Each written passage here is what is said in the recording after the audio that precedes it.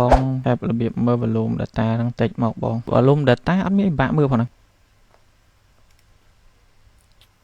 នេះឧទាហរណ៍ខ្ញុំមើលតែ heat map មួយសិនចុះកន្លែងនេះចំនួនទឹកលុយចំនួនដែលវាត្រូវមកយកពណ៌លឿងហ្នឹងគេថាចំនួនដែលខាង buy side មានច្រើនជាងខាង sell កន្លែងដែលគេ liquidate ដាក់ SL ហ្នឹងហើយកន្លែងនេះពណ៌បេតុងនេះខាង buy ដែលគេដាក់ SL មាន liquidate របស់ buy ហើយនេះមិន liquidity យើងចង់ដាក់ពណ៌អីដាក់ទៅហើយស្រួលមើលទេវាដូរទៅតាម time frame ទៀតយើង trade time frame ណាវា scale ទៅតាម time frame ហ្នឹងហើយចំនួន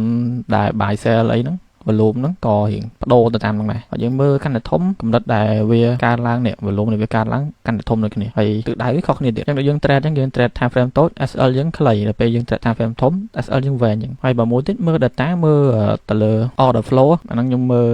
លតាម YouTube ក៏មានដែរ book map យើងវាយទៅ book map របស់ Gold លោតចេញមកតែវាជាលក្ខណៈ future ទេវាមានន័យថាខុសគ្នា20លេខជាងឧទាហរណ៍ថានេះនៅ40អញ្ចឹងហើយនៅក្នុងនេះវាចូល6ជាងហើយ66 67អញ្ចឹងទៅតែដើរអីវាត្រូវដូចគ្នាអញ្ចឹងសម្រាប់គ្នាយើងដែលចង់ស្វែងរក broker ដែលមាន rebate ខ្ពស់គ្រាន់តែ comment ពាក្យថា KBTC ពួកយើងនឹងផ្ញើ link ជូនហើយអ្វីដែលពិសេសនោះគឺពួកយើងនឹង free វគ្គសិក្សាទាក់ទងនឹងការ trade ដែលមានតម្លៃរហូតដល់